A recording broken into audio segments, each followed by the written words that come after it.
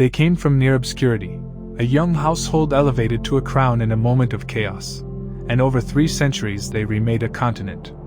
This is the Romanov story: slow consolidation, sudden brilliance, violent upheaval, and an ending that nobody in the gilded rooms could see coming. Welcome to History Without Sleep. From Michael Romanov's hesitant coronation in 1613 to the tragic last days of Nicholas II, the Romanov Dynasty oversaw transformations that shaped modern Russia: state centralization, empire building in Asia, cultural syncretism, military revolution, and ultimately, collapse under the pressures of industrial modernity and revolution. This documentary will trace how daily routines in palaces, choices by single rulers, and the grind of administration added up to world-changing outcomes.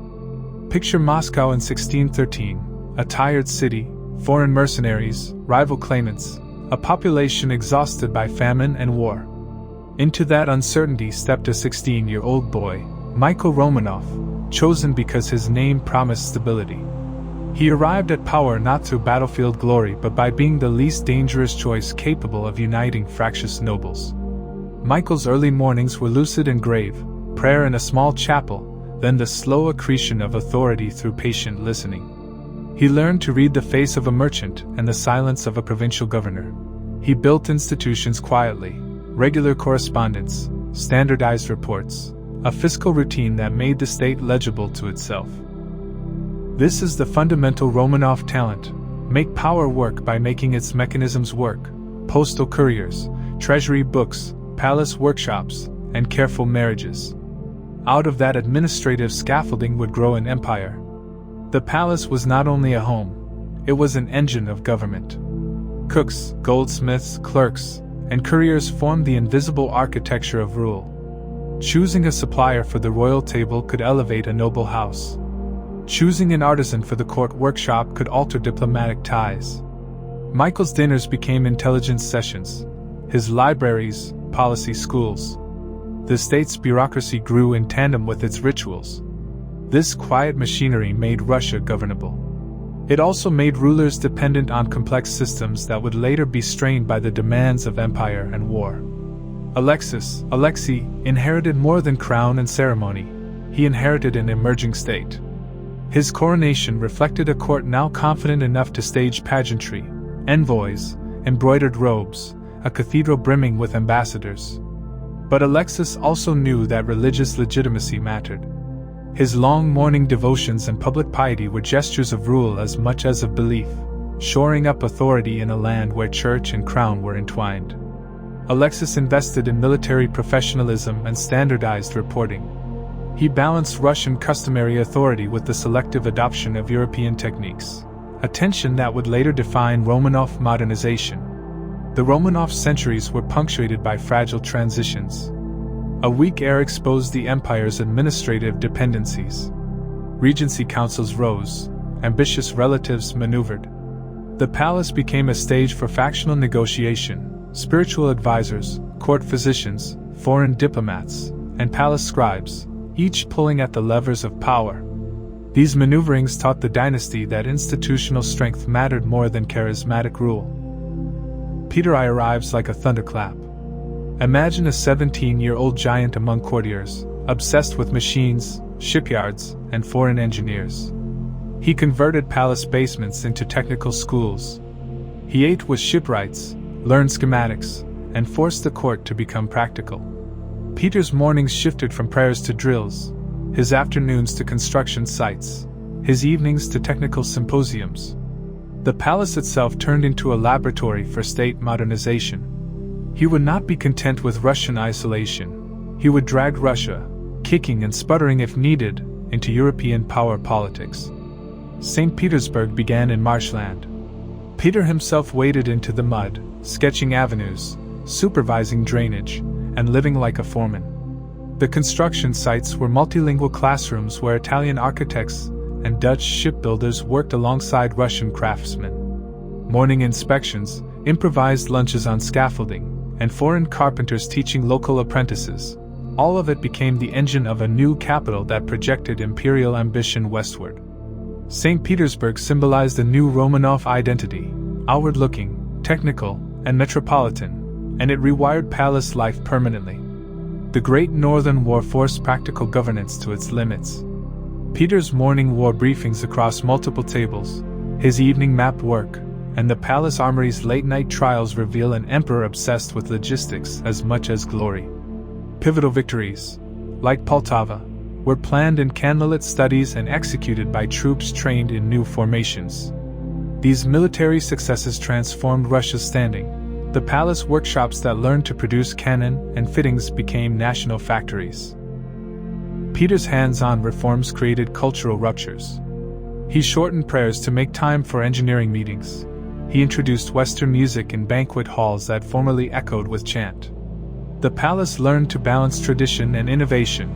Orthodox rites remained, but the court now spoke multiple tongues, adopted new arts, and opened libraries of technical manuals. This cultural hybridization explains how Russia could modernize while preserving a distinctive imperial identity. Not every Romanov embraced Peter's program. His son Alexis was pious, inward, and suspicious of some reforms. Breakfast disputes between father and son symbolized the broader conflict: modernization versus tradition. The palace became an arena where family dynamics shaped policy choices. Tutors, clergy, and foreign observers documented a dynasty wrestling with its future.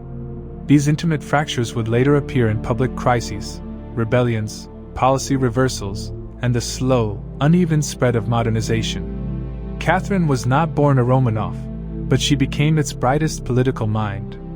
A German princess arriving in Russia at 14, she studied the language, the history, the church rituals. She learned Russia with the intensity of someone preparing for a destiny nobody else believed in. When she seized power in 1762, she understood something essential. Russia could not afford isolation. Her mornings began with reading, philosophy, foreign newspapers, correspondence with European intellectuals. Her afternoons, councils, reports, cultural projects. Evenings, salons where generals, poets, and foreign ambassadors debated ideas over tea and violins. Catherine turned the palace into a laboratory of ideas. She modernized government while mastering the old ritual of autocracy, a calculated blend that made her rule look natural even as she transformed it. Under Catherine, maps changed faster than ministers could update them. The empire expanded into Crimea, the Black Sea region, and deep into the steppe, adding ports, fertile lands, and strategic access routes. These conquests were not only military, they were administrative. New provinces needed governors, tax codes, courts, and schools. Catherine's empire builder mind worked at two levels. 1. Top-level strategy, ports, alliances, and diplomatic maneuvers. 2. Practical governance, road networks, census systems, colonial settlements. The Russian Empire became a patchwork of languages, climates, and cultures, held together by bureaucracy, orthodox prestige, and the sheer momentum of expansion. While the palace glittered, the countryside groaned under the weight of serfdom. Millions of peasants legally tied to landowners, their labor feeding the imperial economy. Catherine flirted with reform. She read Enlightenment philosophy. She commissioned reports. She convened assemblies. But each time the idea of ending serfdom entered the council chambers, nobles resisted. Their wealth depended on bonded labor. Their influence depended on estates staffed by peasants who had no freedom of movement. The contradiction became clear. Russia was modernizing at the top, while remaining medieval at the bottom. This tension would haunt the Romanov Dynasty for the next century. The imperial court became a European cultural capital. French chefs arrived. Italian architects redesigned facades. German tutors shaped the education of elite children. Theaters bloomed, academies expanded, and libraries multiplied. This cosmopolitan energy created a paradox. Russia was embracing European tastes. Yet it remained distinct, orthodox, vast, frontier-like, unpredictable. Catherine understood the power of culture. She used it to soften foreign perceptions, attract talent, and cultivate loyalty among elites. But she also knew culture could not mask the deeper structural gaps inside the empire. When Catherine died, Her son Paul inherited a throne heavy with expectations and shadows. His relationship with his mother had been strained, and when he assumed power, he reversed many of her policies, sometimes out of principle, sometimes out of resentment. Paul imposed strict military uniforms, revived old court rituals, and reorganized succession laws to prevent palace coups. But his paranoia became visible. He distrusted advisors, changed policies suddenly, and alienated nobles who had thrived under Catherine's open cosmopolitan style. His reign lasted only 5 years. In 1801, officers stormed the palace and assassinated him, a brutal reminder that Romanov power depended on the army's approval as much as divine right. Alexander grew up in a palace of contradictions, raised partly by Catherine, partly by reform-minded tutors, and shaped by a father who distrusted innovation. When Napoleon's armies swept across Europe, Alexander became both a reluctant warrior and an unexpected liberator. His mornings began with military briefings, dispatches from generals, diplomatic letters from London, Vienna, and Berlin. The 1812 French invasion, the burning of Moscow, the winter retreat, the shattered Grande Army, transformed him. He rode into Paris in 1814 as a victor, greeted as the ruler who defeated the man who conquered Europe. Yet victory did not simplify his reign. Alexander oscillated between religious mysticism, administrative reform, and autocratic caution, a ruler torn between ideals and imperial pressures. After Napoleon's fall, Europe gathered to redraw its borders. At the center stood Alexander, charming, unpredictable, spiritually intense. He advocated a holy alliance of monarchs bound by Christian moral principles, a concept both idealistic and impractical. Russia emerged from the Congress with new prestige and influence. But holding influence required resources, and Russia remained a land where modern armies stood on an economy powered by outdated agricultural labor. This contradiction would become increasingly visible in the decades to come. Nicholas believed that Russia's survival depended on unshakable order, strict hierarchy, and total obedience. He embodied the doctrine often summarized as autocracy, orthodoxy, nationality. His daily schedule was relentless. Dawn inspections, paperwork marathons, military parades, and late-night council meetings. He viewed the empire as a giant machine, and himself as the mechanic responsible for keeping every gear aligned. Under Nicholas, the secret police expanded.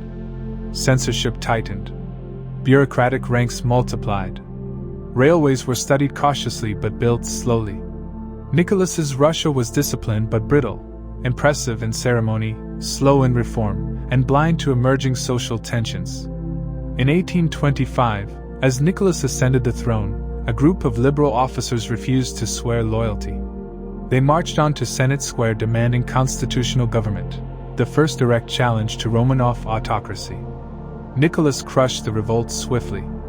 Leaders were executed or exiled to Siberia. But the message was clear. A new generation of Russians, educated, worldly, and idealistic, no longer accepted unchallenged autocracy. The revolt marked the beginning of a century-long tug-of-war between reform and resistance. By the 1850s, Europe had changed. Railways, telegraphs, and industrial armies redefined warfare. Russia had not kept pace. The Crimean War exposed deep weaknesses. Slow mobilization, outdated weapons, inefficient supply lines, and a bureaucracy unable to adapt quickly. For the first time, Russia faced coordinated coalitions, Britain, France, and the Ottoman Empire, who fought with modern logistics and communication. The war ended in humiliation. The myth of Russian invincibility collapsed, and the Romanov Dynasty realized that survival required transformation. Nicholas I died in 1855, exhausted by war and the weight of his own system. He left behind a country powerful on paper but dangerously outdated in practice. His successor, Alexander II, would inherit not just a throne, but a mandate. Modernize or perish. When Alexander II inherited the throne in 1855, he inherited crisis. Russia had just been humiliated in the Crimean War. The treasury was strained, the army outdated, the bureaucracy sluggish, and the countryside locked in serfdom. Alexander rose early each morning, reading stacks of reports that exposed a painful reality. Russia was enormous, but its foundations were medieval. He moved toward reform not out of idealism but out of necessity. His vision: a modern Russia, mobile, educated, and economically flexible. But modernizing an empire was like repairing a ship while sailing it. Every change threatened someone, every reform created new expectations, and every step forward unleashed new challenges. In 1861, Alexander II issued one of the most transformative decrees in Russian history: the emancipation of the serfs. Millions of peasants were declared legally free. But freedom came with burdens. They had to buy the land they worked. Redemption payments strained their already fragile livelihoods. Village communes redistributed land in ways that often reduced productivity. The reform was monumental but imperfect. A compromise between human rights and noble privileges. Serfs gained legal personhood, but not prosperity. Landowners kept status, but lost reliable labor. The state gained moral prestige, but inherited financial instability.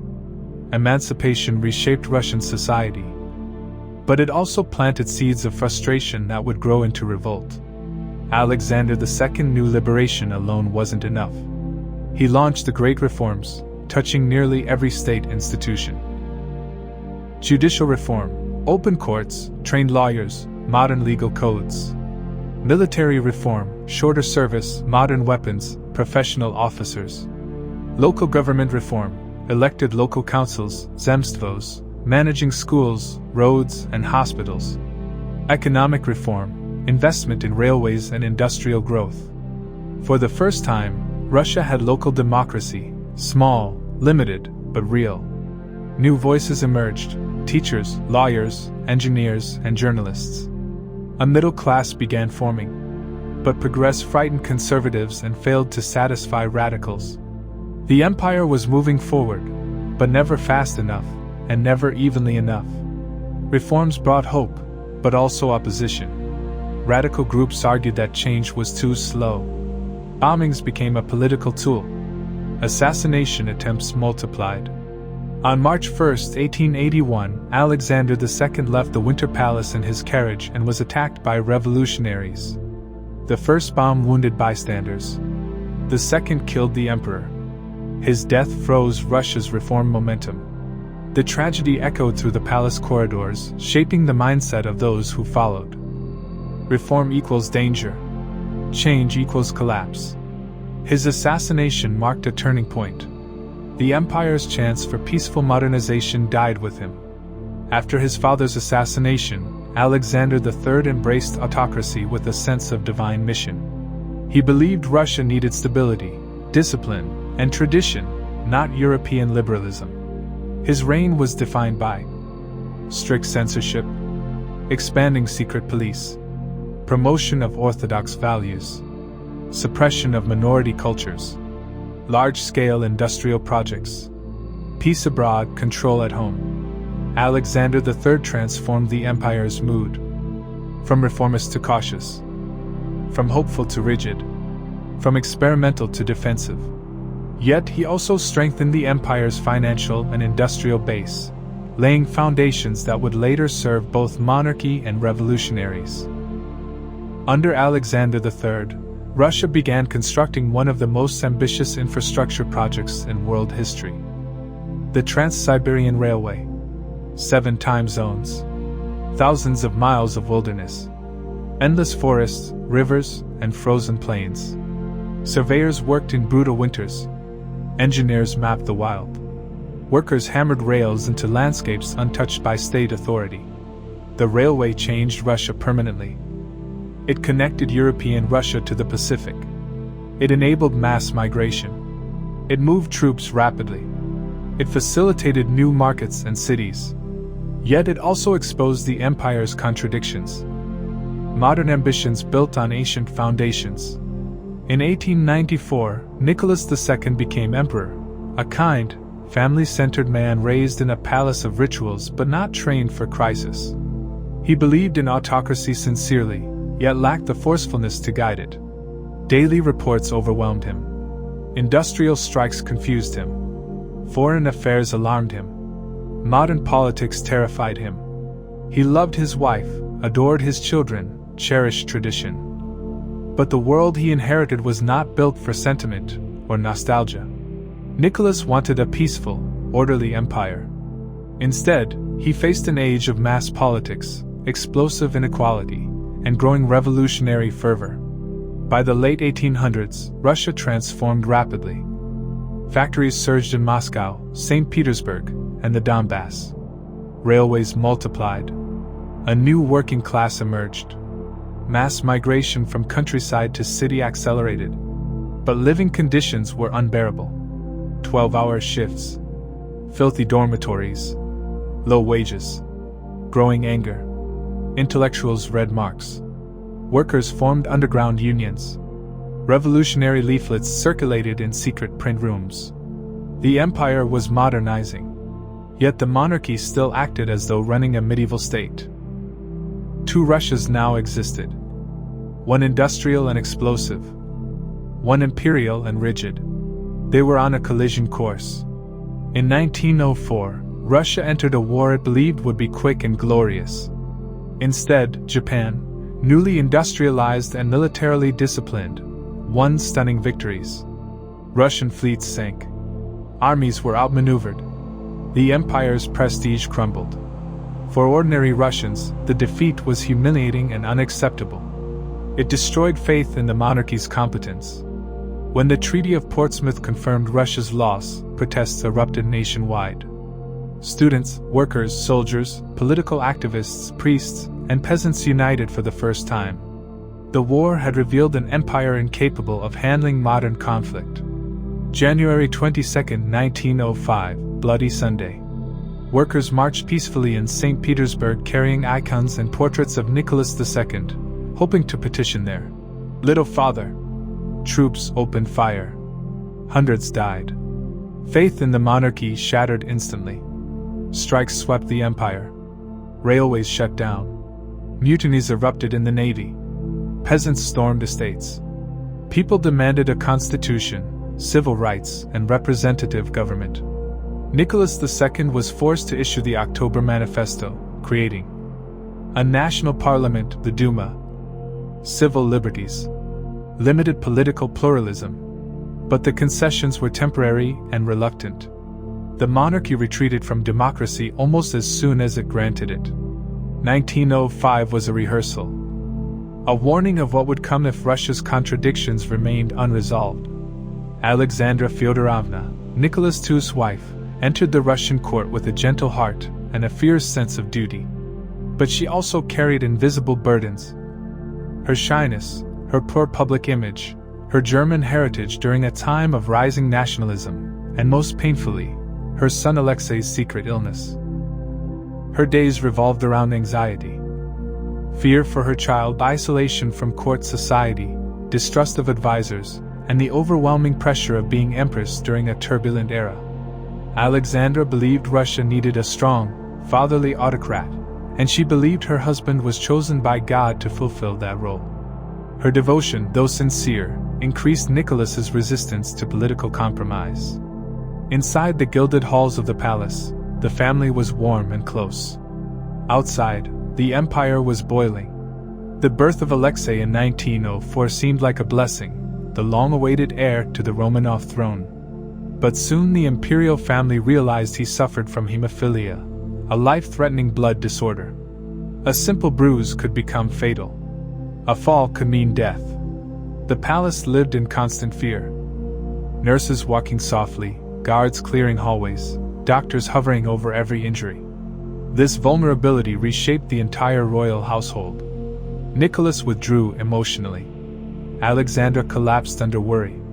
The imperial children became Alexei's protectors. The throne's future rested on a boy who could not safely play in the gardens. The dynasty's greatest secret became its greatest weakness. Into this atmosphere of fear stepped Grigory Rasputin, a wandering Siberian mystic with hypnotic eyes and an uncanny presence. To outsiders, he seemed dangerous, indecent, manipulative. To Nicholas and Alexandra, he seemed like a miracle. Rasputin appeared to ease Alexei's suffering during medical crises. Whether through psychology, luck, or charm, his presence calmed the boy, and in turn, calmed the Empress. But his growing influence over Alexandra, his rumored political advice, and his scandalous lifestyle shattered public trust.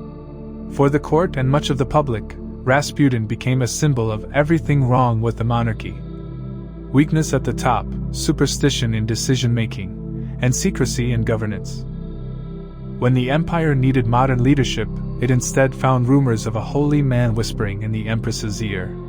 In 1914, Russia entered World War I, a conflict more mechanized, brutal, and consuming than anything Europe had seen. Within months, millions were mobilized.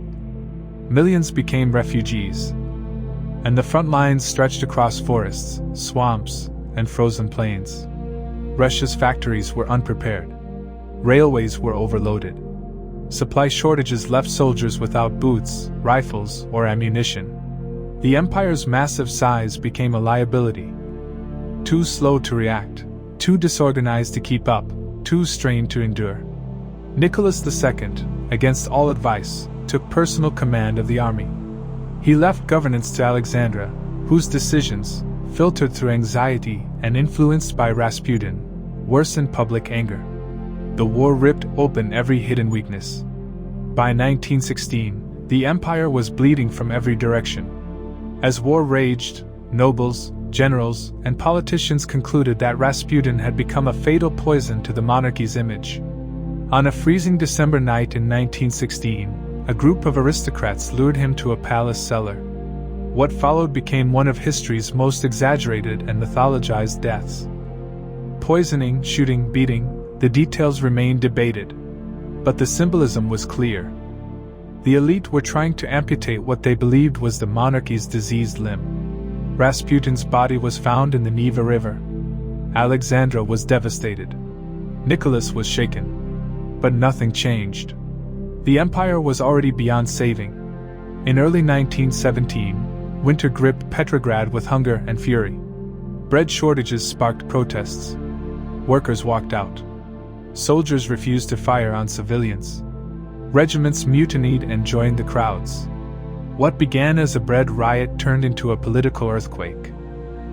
By March, the Duma demanded reform. Generals begged Nicholas to abdicate. Railway lines blocked his return to the capital. In a railway carriage in the snowbound woods, Nicholas II signed the abdication document. 300 years of Romanov rule ended with a pen stroke. His son Alexei could not inherit due to illness. His brother refused the crown. A dynasty that had shaped 1/6 of the world vanished overnight. The former Imperial family was moved from palace to palace under guard, from Tsarsk Selo to Tobolsk, and finally to Ekaterinburg. Life under watch was strangely quiet. The children played in the snow. Nicholas chopped wood. Alexandra wrote in her diaries. Anastasia and Maria embroidered. Alexei read history books he would never grow old enough to understand. But the world outside was transforming. The provisional government fell, the Bolsheviks rose, and civil war erupted across the empire. Every week their circle of safety shrank. Every month their guards grew colder. Every day their future looked dimmer.